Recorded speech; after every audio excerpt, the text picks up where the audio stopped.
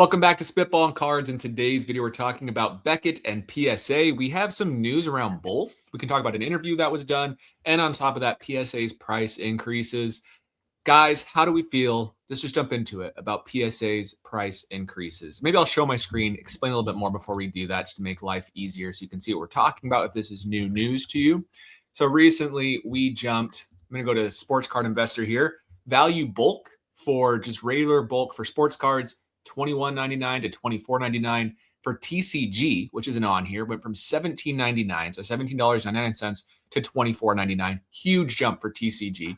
We have value going up $5 or so, and then we have value plus $5, everything around $5, and we have extended turnaround times.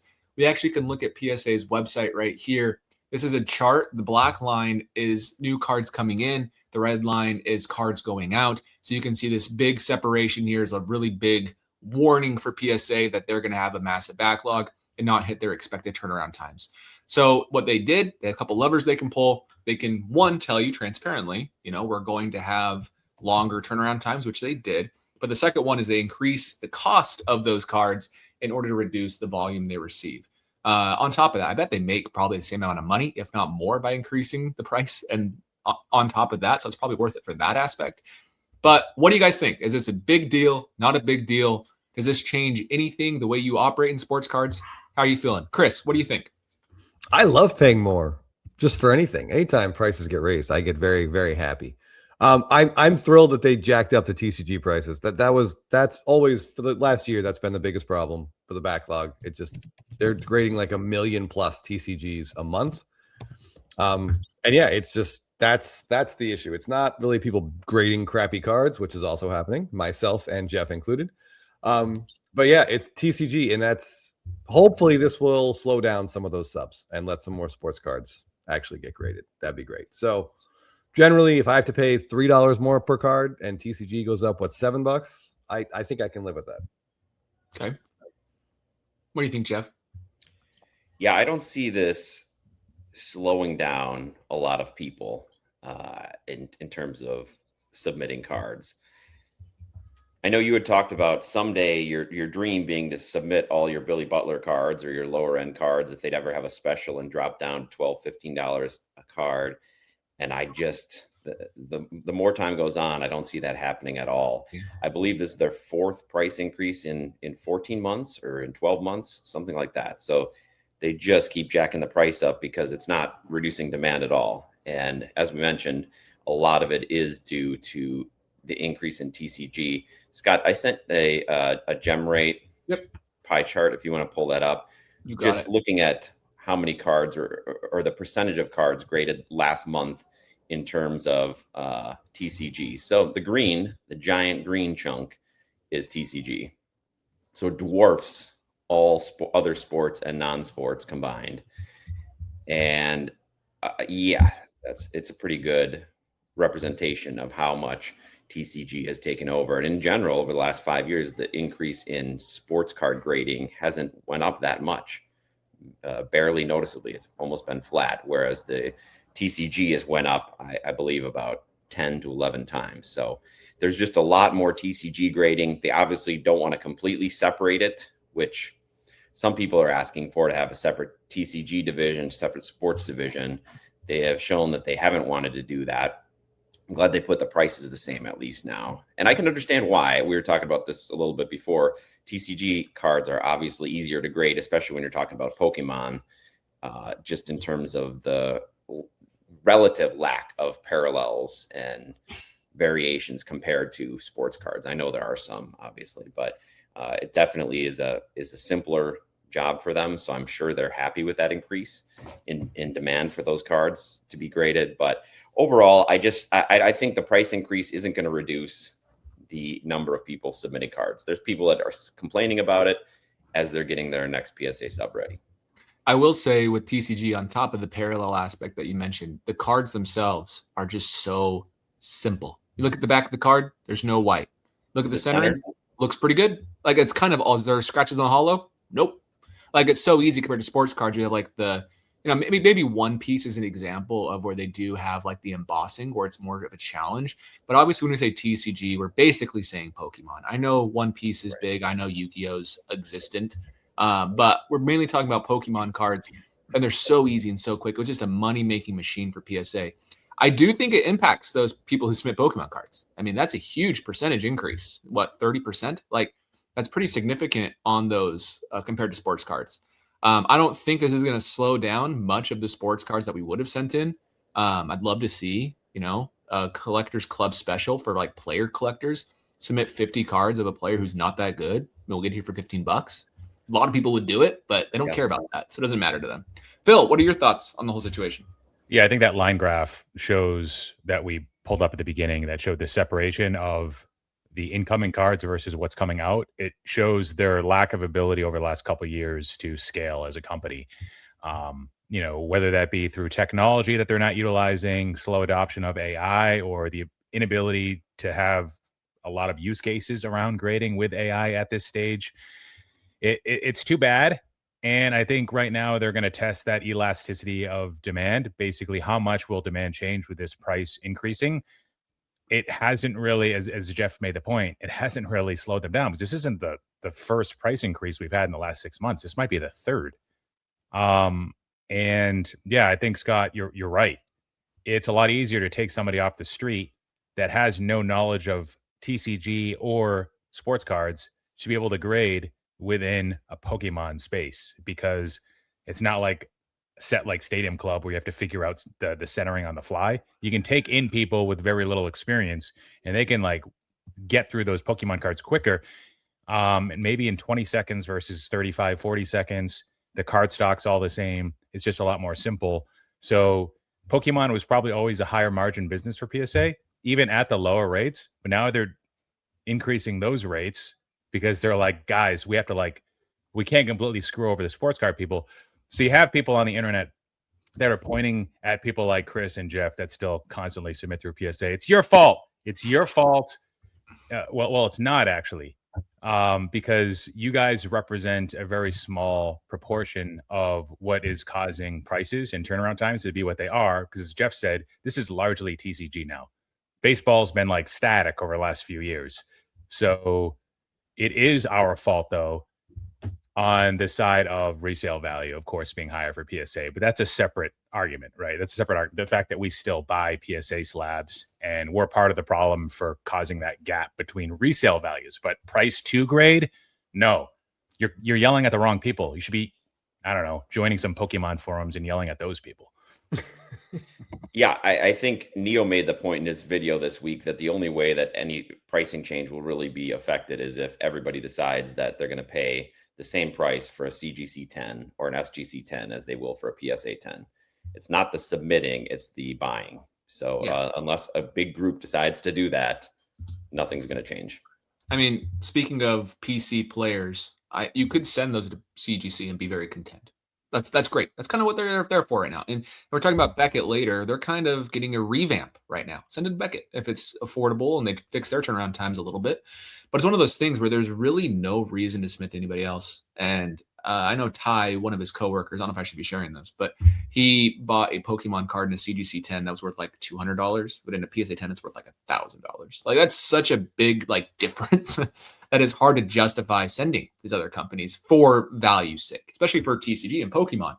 So I don't see it changing on the important cards. This might weed out some of like the Vs and the V Maxes that we were sending in, or cards that are really beat up. We just want them authenticated for Pokemon cards. But I don't see it slowing down anything in sports cards as much. I mean, they didn't increase sports card that much, $3, right? That wasn't as much versus Pokemon, which was $8 or pretty close to that.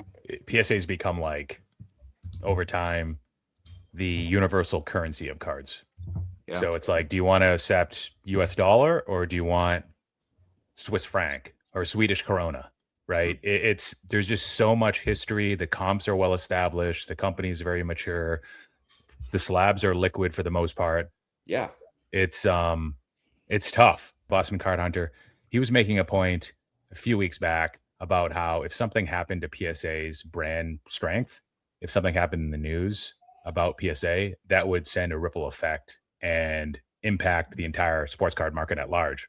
Raw cards, cards graded in other slabs, just because like that's become the US dollar. And once you shake people's confidence in PSA is everything. You know, look at the market share.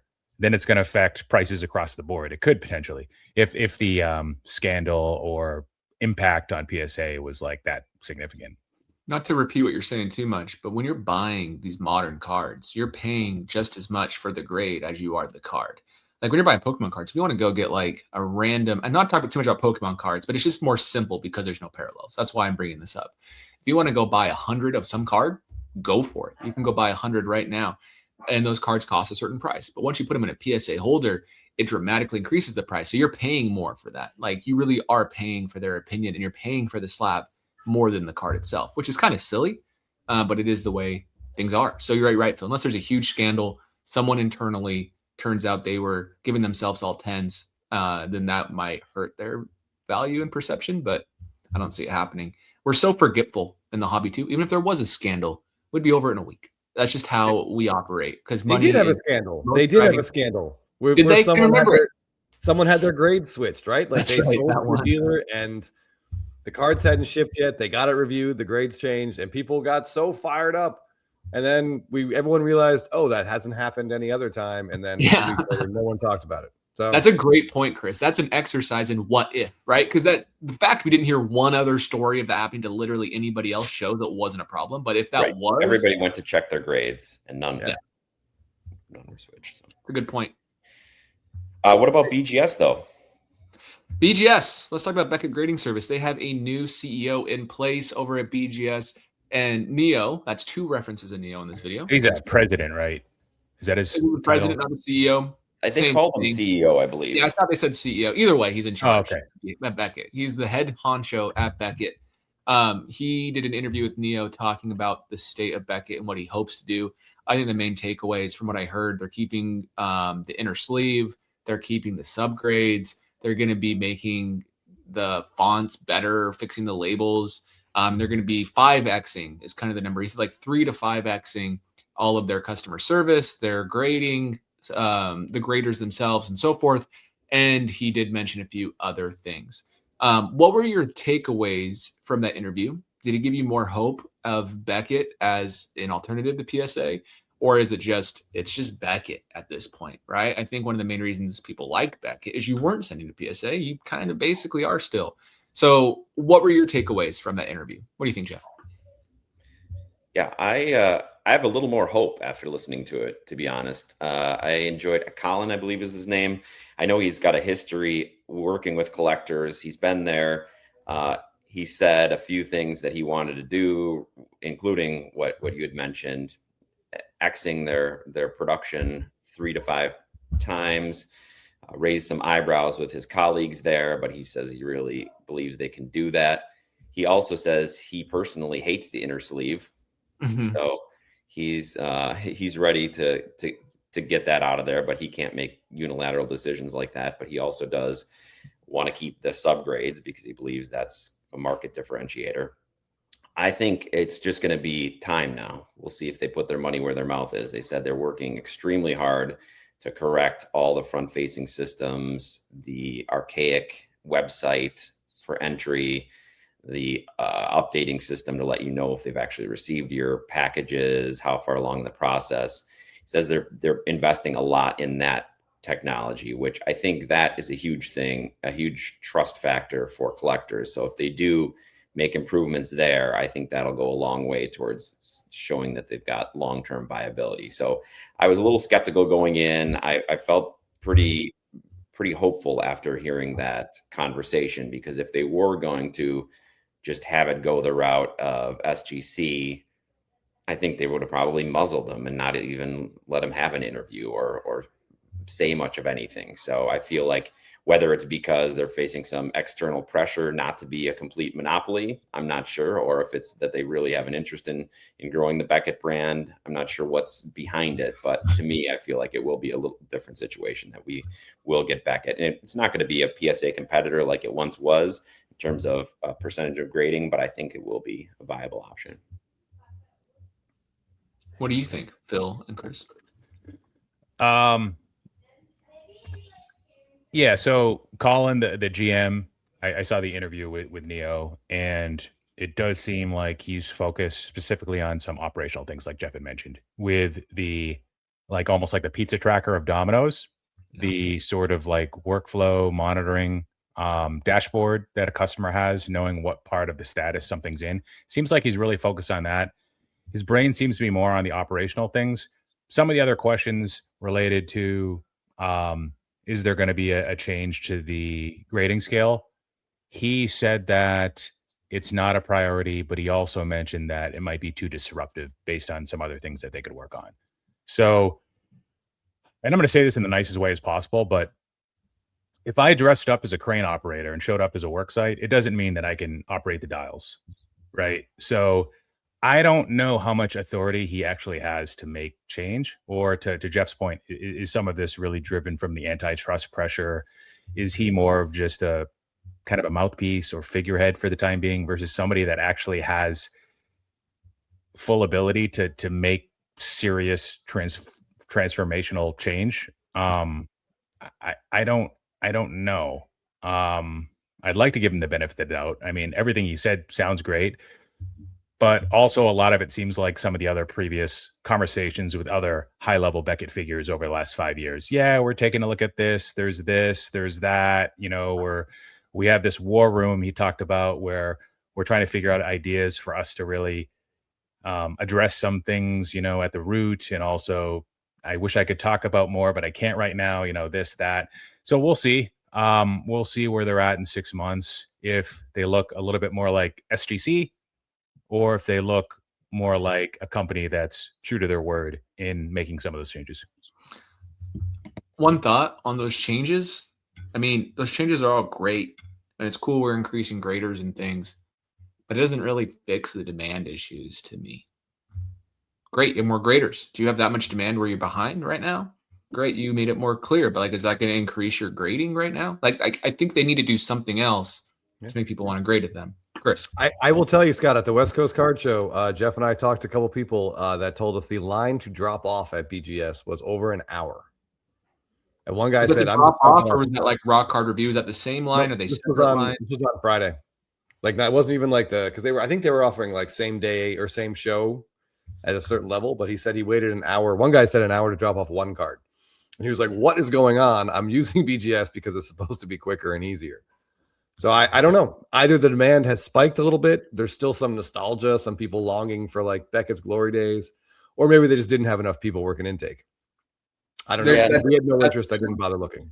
So was there a PSA drop off there too? Or is it just Beckett? Yes. Oh, PSA, and the line was long. Yeah, the line was long, and they actually shut off. They're supposed to do Thursday night. PSA at the West Coast Card Show was supposed to do same show grading. You could get drop off until I think 8:00 and get it back on Sunday. Or it was supposed to be until 9 Thursday when it closed. Yeah, they shut it down a couple hours early. They already reached whatever their capacity was for that. There was a comment that he made about Neo asked him a question about, and we'll link the interview in the show notes too. A question about upcharges and whether or not they would adopt those, and he said they would not. There's no plan to do that. But there's been so much turnover at the high rankings of Beckett, where how much does that really matter? What he's saying. So for those that are watching that are fans of Beckett, or maybe more objective, neutral parties, unlike us, clearly we're all in the PSA camp, let us know what you took from that interview, if it was positive. And if it does make you think more positively about Beckett, then why? Because I'd be curious to understand that. I don't want to say I'm in the PSA camp exclusively, Phil. I'm just saying this stuff because I've heard all this from Beckett for years. I just don't believe it. It's not that I don't believe this guy. I think he actually has PSA's resources. So this is the time it could actually happen. It could happen. But I'm not saying you only need to submit to PSA.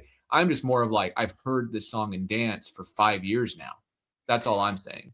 Yeah. And I just want to point out too, and I've used them in the past, and we've talked about on the show that there are some use cases even now in terms of some thick cards, things that PSA grades a little harsher. So there are some use cases. So I would love it if they could be a viable option me too. for those particular use cases. So I'm rooting for them, but I've been a Beckett fan. If you go look at my old videos when they were more around, I've actually been a Beckett supporter I've moved out of my card just because the value concerns me at this point, but I hope that comes back. I think without the grade change, though, it's not ever going to happen for PSA 10 versus BGS 9.5. If BGS 10s were their gem mint, like PSA 10s were their gem mint, I think it could for sure. But until that happens, I just can't. I can't imagine it happening. I do think it's interesting, right? We talked about the drop off for BGS. I think a big thing for them is still a majority of them are TCG grades. They are grading more sports cards, but let me share my screen. Instead of trying to tell you a bunch of really big numbers, I'll show you the really big numbers. How about that? So here's this screen right here. Here we can see total items graded in January, this past month. So we have PSA almost 2 million, which I think is probably their biggest month ever. Then we have CGC at almost 500,000, Beckett at 66,000, SGC, at 43,000, and Tag at 38,000. Only 25,000 were sports cards. So like, yes, it was busy, but they're still mostly TCG, just like PSA is at 41,000 compared to 25,000. So they still have not won back those sports card collectors yet. Maybe this tour he's doing like on podcasts and things helps that change, but I don't know. Numbers don't show it. Chris, any other thoughts? No, I mean, if you ever tried to sell a non-PSA slab to a dealer at a card show, I think you know exactly where we are with grading right now. Yep. Including BGS slabs and CGC slabs and SGC slabs. Whenever you get an SGC slab, what do you guys do when you look at it? What's your thought process? Can I cross this to PSA? That's what I think. Yeah. My thought process is how fast can Jeff crack this out? Yeah. Almost immediately. Yeah. Well, we'll take one look at it because some of these, especially SGC 9.5s, then you take a close look and you might get a PSA 8. So those might just stay right where they are. Oh, yeah. Yeah. BGS is the one slab I'm least likely to cross in comparison, though. I will say that. So there still is like appreciation for their slab and the look and the subgrades. I will say that. I still have a lot in my collection. Yeah. Me too. I don't think we've gotten to the point that, and Chris and I had this discussion with somebody at the show. I don't personally think it's got to the point yet where even the Min Gem 9.5 is quite at the PSA 9 level. It's kind of a toss up for me, but I still think that people like seeing that gem mint on the slab, even if it's BGS. That they've gotten way closer to being even, but I have quite a few like Bowman First that are Min Gem 9.5s, and I'm still keeping them in there for now. Okay, Phil, you had some thoughts. I saw you unmute yourself, which usually means Phil's ready to rumble. Not to bring up Dynasty again, but grade doesn't matter. If it's not a PSA 10, then it's all the same to me. SGC 7, PSA 6, BGS 9.5, PSA 9. Then again, I'm buying a lot of one-of-ones where it really doesn't matter. And that's not even really a Dynasty thing. So, yeah. If I had an SGC graded card in my hand, I'd be thinking about who do I sell this to, right? Like based on the grade, might be a little bit easier if it's a 10 or a 9.5, but yeah, we're not in the most competitive times right now, for sure. All of the expensive cards, like even in TCG again, sorry to bring that up again, it's mostly about the slab. Like the price delta between the unslabbed and the slab is so big, it doesn't even make sense. So PSA is a powerhouse. I mean, how does PSA operate? Like, what is their goal with BGS? Let's discuss that from like our perspective. What is their goal with this brand? They don't want to compete with themselves and devalue the PSA brand. So they don't want to make BGS too good. Like, what can they do realistically? Is it worth investing the resources? Is it all just showmanship so that way they can't get hit with a monopoly lawsuit? Like, what do we think realistically? I don't know. They killed SGC, right? Like that was their plan, was to sort of slowly kill SGC. Grading company. Yeah. So I don't know what's in it, how it benefits the PSA brand to revitalize BGS. I don't get that. Maybe the goal is when PSA is over busy, you just push the demand to BGS. They're still capitalizing on all of those submissions, but it's like at that point, why don't you just make PSA bigger? I don't know. There's a lot of value in the BGS brand still. I like BGS still. So I think it would have made a lot of sense to turn around Beckett like 5 years ago. I think now it's too late, personally. But maybe I'm just glass half empty type of guy. I don't know.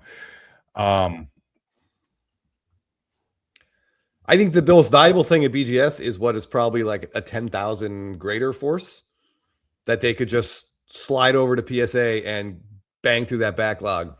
Oh a yeah, lot of course. faster than they're I think currently everybody going. knows that. Everybody Yeah. secretly knows that, whether you want to admit it or not. Yeah, but probably won't happen for various factors that are outside of collectors' control. One thing that we didn't talk about is the other grading companies got price increases too, right? SGC did. SGC's cheapest It was expedited quiet. service right now is $150. I heard. So $150 a card, regardless of value. If you want expedited, that's SGC's cheapest tier right now. They didn't really announce it. I remember people were like, "Did you guys see this?" So which is interesting. I don't think CGC raised recently, did they? I don't think you guys care about I don't CGC. I like. I think they might have. I don't know if we know that for sure. I think they might have increased, Scott. So their bulk is $15 for 40-day turnaround time. Economy $18 for 20-day turnaround time. Standard 55 days for 10-day turnaround time. Okay, Like, so it's the same. It's they went up a little bit like months ago, but like they're still affordable. So like if you do have a random PC collection you just want slab for consistency, they're a really good option still. I think I'm actually going to do it. So we'll see. A one touch is like $1.50 at a show. I know that's the Go on hardest Amazon part. and buy like a 20 pack for $15. Like, just makes The more cases, sense. you guys know CGC cases look good. You had one in hand now with your Yeah. Otani. They look great. So like True. I think it presents just as good as a one touch, if not better, in my opinion. But we got to increase the values, and that's something only we can do as consumers. Yeah. So, all right, I think we talked this one to death. Any other thoughts before we wrap this up? Let's do a vote. How confident are you of BGS turning things around? Let's define what turning around means. What's successful turnaround? They're grading double, triple in 12 months. How confident are you of that happening? Let's vote on a scale of 1 to 5. 1 being not confident, 5 being pretty confident. Okay. Okay, That 3. they will double. Let's say double. Double their cards graded per month. The next year on the gem rates for January 2027, it shows double. Honestly, I don't know if double is sufficient to really say they're back. Should we say triple? Okay. Sure. Well, that guarantees 401s from the I don't farm. know. I mean, I think I'm more in the middle. I know we don't do threes very often, but let's do it. 3, 2, 1, go. Yeah, then I'll go 4. Chris is 0. That's not even on the scale. Yeah. I don't really think it'll be triple, but I think it'll be doubled. I think more people are just even anecdotally from seeing the people at the Dallas card, hearing about the people at the Dallas card, just seeing the people here. I think their numbers are going to go up. Cool. Maybe PSA will stop stealing their employees and let them stay there. Cool. Also, for what it's worth in this entire episode, when we say PSA owns BGS, we mean Collectors owns both PSA and BGS. We just use those names interchangeably. We probably shouldn't, but just don't have any confusion there. So I don't do it, just you. Okay, let's talk about Series 1 for a couple seconds. Series 1, I think, has been a success and overall. From what I've seen online, been pretty positive aside from the tough pack odds and pull rates. You guys had some cool short prints you wanted to share. Yeah, I just thought we could just take a few minutes and run through a couple of these images from the Golden Mirrors. And I just want to know what, like, Scott, I know what how Jeff feels. If you guys watched Blabbin last week, Jeff and I went through a lot of cards. I'm always curious what Scott and Phil, their opinion on this stuff, because they don't really voice it as much. There's a ton of talk in our Discord when these cards first pop up on eBay. A lot of people post them and we're chatting about them, but I like to hear what these two say. So yeah, let's hear it. If you want to see more cards, though, check out last week's Blabbin' Live, because we went through about 50 images. We did. It was pretty good. All right. Okay, so let's start with let's see. I feel like Phil's gonna like this one. Corbin Carroll, big name in the hobby. A lot of guys really like him. This is Corbin Carroll's Golden Mirror SSP. Just any immediate thoughts on this one? Phil would like that one. Well, broken hamate, so investment potential goes down a bit. I give it a 5 out of 5. All right. Does this go ahead, Scott? Oh, sorry. I hate this card. Yeah. I'm not a big fan of the crotch shot cards. I don't like when the crotch is the primary emphasis on a baseball card. Just me. Yeah, and I really feel like this is the absolute worst image you want on a card when news joke of a hamate bone injury, because it just looks like we all know how you broke your hand. So it's just unfortunate timing for Corbin Carroll. All right, so I'll try to go one way or the other. So Nick Kurtz, We just got his rookies. Now we're getting his second-year cards. This is his Golden Mirror. What do you guys think? Good card. I'm a big fan of Gatorade baths. I like it. I think the lights in the background look cool. The Gatorade splashing well. Like, honestly, it's a really good-looking card.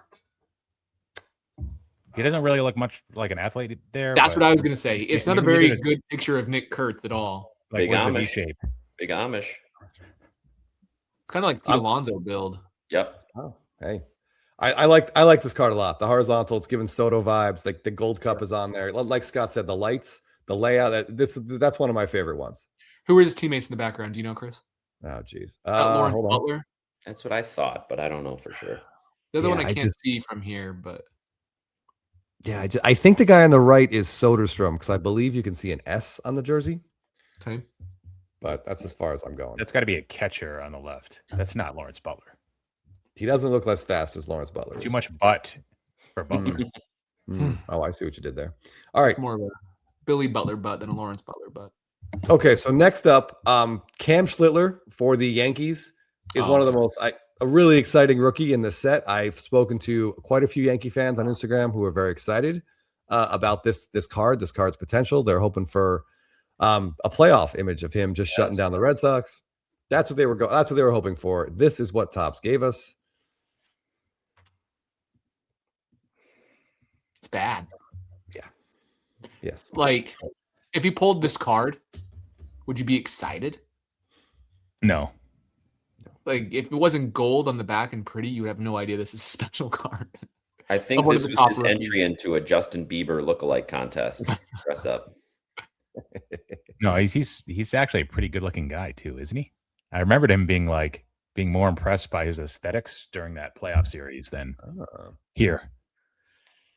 Phil, you're not a Cam Schlittler believer, are you? Remember, I feel like you said things about Cam Schlittler. No, I think he's pretty good. I don't know if he'll be as good as some other guys that are young. Yeah. Like Nolan McLean and Savage, but I think he's solid, throws hard, strikes a lot of people out. I think he's a little wild though. Okay, I think it's a bad picture. Yes, I agree. That's a 0 out of 10 for me. All right, so Jacob Mizorowski is also in this set. Oh, cool. And this is his Golden Mirror. I still don't love it. I'd love to see him doing something cool in the card, but it's a good looking photo. It's at the All-Star game. That's what his rookie year was all focused on. So I like that. Yep. But it would have been cooler to see him pitch in the All-Star game, personally. Can't tell how tall he is. Pretty dumb, but I don't know. It's unique though. Give it a 6 out of 10. He doesn't look bad. Like Jacob Mizorowski, like it's a good profile shot of him. Yeah, he's got a much better chin than Kyle Tucker. Yeah. I told Jeff this card is really tough for me because I hate podium cards. I hate microphone cards. I don't want to see guys doing interviews. But like Mizorowski at the All-Star game was such a huge story as a rookie. And we got his name behind it. Like I actually like this one because I think him being in the All-Star game was it was a big deal at the time. And that's a good point. He sold me 8 out of 10. And he was really excited to be there. So I love the fact that they're getting his smile. He was overwhelmed. He'd only had 5 starts in the big leagues. He was there. He was the 12th guy asked. So for all the controversy about him getting picked, there were a lot of people that said no. He was happy to be there. He had a lot of fun. I like the name in the background too, the All-Star game logo down by the rookie logo. Yeah, I like this one. It's significantly better than the other All-Star game images, like the Aaron Judge is terrible, or it's a photo of him. All of the ones at the diner, there's actually a couple that looked okay, but like those, this, like that's okay. That's terrible. Even it's okay. Like it's not as bad as the Freddie Freeman. Right. Freddie Freeman is worse, but that Skeens is awful. Like this there's Aaron so much, Judge is so terrible. bad. I don't mind the Skeens. All right. Well, I don't hate the Skeens as much as you do. I think you hate that type. You just like players who do baseball activities on their baseball cards, which is fair. Yes, that is generally what I want. And Skeens now 2 straight gold mirrors for Skeens. Last year, he was wearing that stupid white suit, and he's like doing that half thumbs up. We call it like the Jeopardy card. Like the dude is one of the best pitchers in baseball, and like they just don't. They're not showing us anything. It's a bummer. All right. So another rookie, we have to talk about this one, Phil. Especially, I want to know your opinion on this. This is Roman Anthony's Golden Mirror. Yeah, that's like another one where like once you really think about it, the significance of this card, this is his call up, right? Yep. Yeah, this is him coming out for like media to face the media for the first time after his call up at Fenway. Yeah, so it's got to be at least a 9 out of 10. Yeah, it's pretty cool. I can't hate it. I kind of wish it was him coming out on the field to play the game, but otherwise, this is very cool. Everything about this card I like. This could become an iconic card to me. Yeah. You can see the green for Boston. He's wearing his Red Sox uniform. Everything about this card is cool to me. Yeah, they seem to have a lot of cameras in the foreground of these shots. Like, this is one I would want to buy. Yeah, I agree. The first one came up. It was listed at like $9.99 or best offer, and I was like, like, how much of a believer am I? And then I think it went for around $8.50, something like that. Yeah, and I believe 2 have sold now, and I'm sure the next one was more. There's been 4 sold now. Is it 4? Oh wow! All right. Well, speaking of iconic cards, check out the Tarek Skubal. What? Yeah, looks like Kim Jong-un, dude. Oh, no. Doesn't he? I don't know. Chris was saying Eastern European drug dealer, but I guess I can see that resemblance. That's it. That's like a horrible. Russian mobster. Yes, horrible. Ukrainian mobster. Horrible. Yeah. 5.5 out of 10. Well, I say 0 out of 10, and for me it gets worse because this is him. I'm going to show you guys. This is Golden Mirror from 2025. Oh, so Topps just I don't. This is again one of the best left-handers we've ever seen. 2 in a row. I mean, poor Ty just can't get a good Skubal image variation. I feel bad for the guy. I wish Ty was here to comment on it because that's terrible. Awful. He had some thoughts in the Discord, and I thought he was really going through it, to say the least. All right, a couple more. I want to go through some a little faster. Here's Pete Crow Armstrong. Cool. No notes. That's fantastic. We got Gunnar Henderson with the tri-corner, which I think is what Baltimore was using for their home run celebration. His rookie SSP is him in the dugout with the gold chain. That's what they were using. This looks very similar. Yeah. What do you think of like the idea, Chris? Like, we love having consistency on things. This looks like his rookie card a little bit. What if we had just like every year all the different celebrations of Gunnar in the dugout doing this, so you could line them all up in a binder? Like, would you think that was cool, or would you hate that because there's no diversity in it? No, I would love it. I think it's great. Maybe not every year. I don't know how often they change it up, but the gold chain. Not for every player, but yeah. 2 years later, we get the tri corner. We'll see what they're doing 2 years from now. But yeah, I think it's a great idea. Well, when you stop hitting home runs, there's no celebrations. So then what? That's true. Then we'll get shots of him on first base after beating out some infield hits. Yeah. But yeah, I think this one's cool. All right, I got 2 more. I'm going to show you what I think are. Well, actually, I have 3 more. We're going to go real. This is Guerrero's, and this is one of those that in 2025 update is Denzel Clark on the A's when he made that catch over the wall. There was like people on Instagram were like, at Topps, here's the Golden Mirror SSP. Use it. And they did. And that was great. So this is Guerrero sliding into home against the Yankees. I think it was game 3 of the NLDS. And so many shots of this were all over social media saying, Topps, put this on a card, give it to us. And they did. Perfect. Yeah. And when if they do autos of this, it's going to be incredible in update. I wish they won the World Series because then this would be even more valuable, I think. Like, obviously it's a great memory, but if it was, if they won the whole thing, I think it'd be worth even more, especially with the autos. But it's a great image, great card.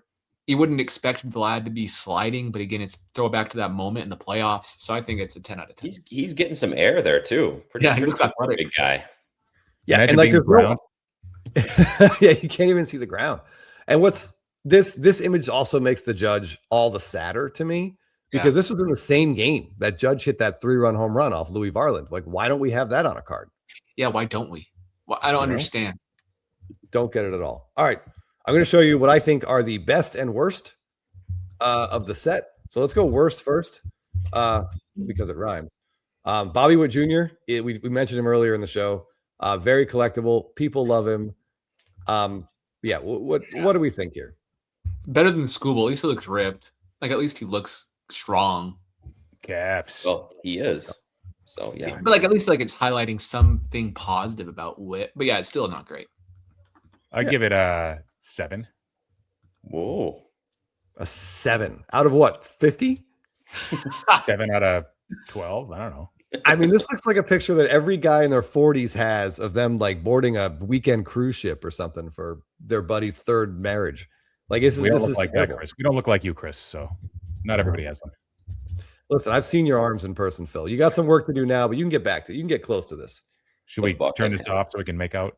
Let people know we're in the same room. All right, so I'm going to show you guys my personal favorite.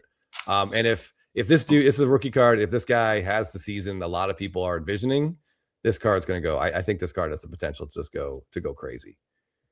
No notes, nailed it. Perfect. Looks like it's from 2018 Topps update. Exactly. This is just like the Acuna white glove jersey card. Look at the sky. So what do we rate as jawline versus the card itself? Which one's higher? Ooh, good question, Phil. I don't know. You got to give both a 10. So yeah, there you go. I think so. Ask Scott because he's the only gay one of us. I was going to say, actually, I was going to call you gay because we make jokes about Chris. Chris looks at butts. Phil's like, look at that guy's jawline. Oh, his ears are perfectly symmetrical. Like, Phil, how do you even notice this stuff? Look, he's a connoisseur. Phil is a connoisseur. This is great. I also love just the way the foul pole bisects the card. Yeah, that's really cool.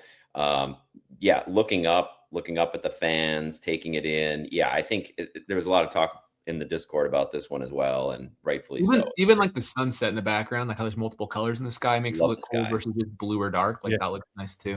What do you guys think of Mookie's? I like it because it has the gold gloves that he's famous for in the background. But I feel like they still can't get a Mookie card right. No. Oh, 0 for 4 on his Golden Mirrors. Yep. And the next one, it's better than. I just want to say it's better than his previous ones have been. That's a really cool hallway to walk down in the bowels of Dodger Stadium. You see all the awards. Love that he's smiling. Even have a hat on him. So I think they treated him better than usual. I don't hate this part.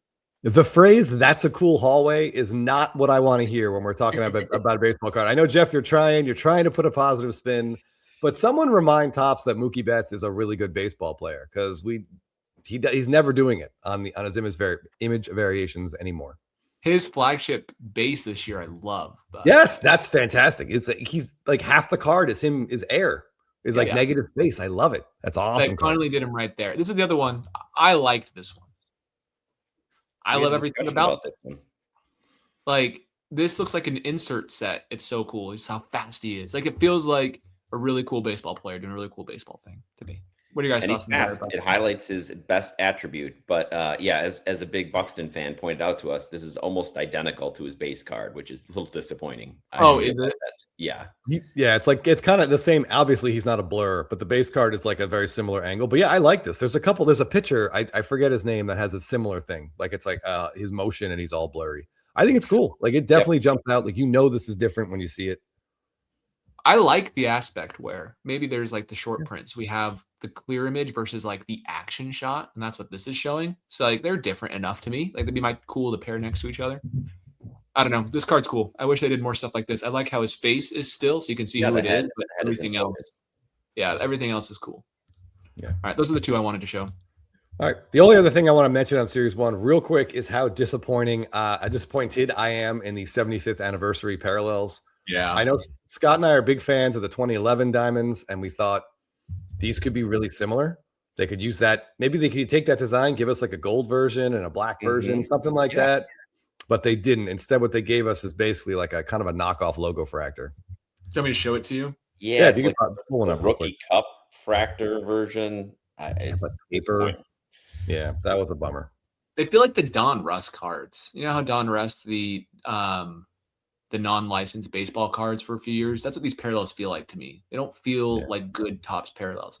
Even comparing like the Independence Day from like 2018 to 2020 versus now, like it just feels meh. Like there's so much they could do. I'm pulling one up still. All right. Here's one.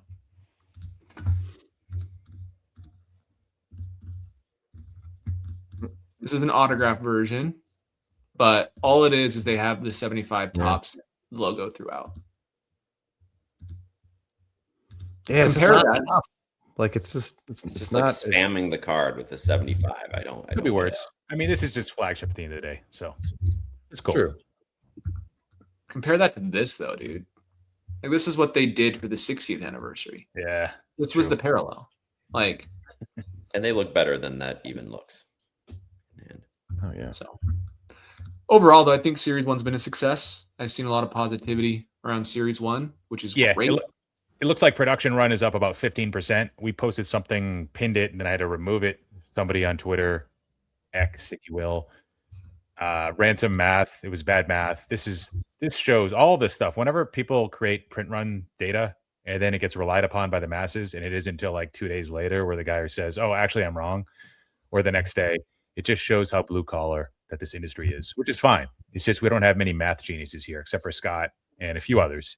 So, 15% print run increase on like base cards, maybe up from like 1.1 million ish to like 1.2, 1.3 million. I think that's what we're looking at, not including complete sets. And I think that's fine because we want this product to be available, accessible. We want hobby boxes to stay close to $100 for as long as possible, so a lot of people can enjoy this stuff. I used to do those print run videos every year, and I stopped because I was worried about the confidence I had in them. Because you don't want to mislead people into hating something more than they need to, and for that exact reason. But yeah, I think the numbers, they were way higher. He was claiming they were way higher than they actually were, but that's now ingrained in everybody's head. The video that blows up, that's like popular, gets a lot more attention than one correcting it, unfortunately. And just a reminder to open these for entertainment purposes. You're probably not going to get a huge return. No.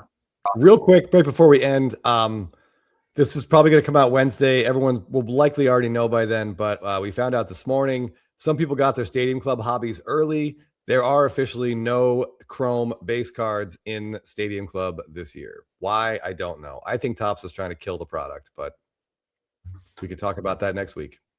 Black and white. It's a new Stadium Club. Just happy it's just Stadium Club that happened to. All right. Thanks for watching, everybody. We appreciate it. Let us in the comments down below what you think of all of the news around the grading companies, about the Golden Mirrors, and everything else in between. And we'll see you in the next episode.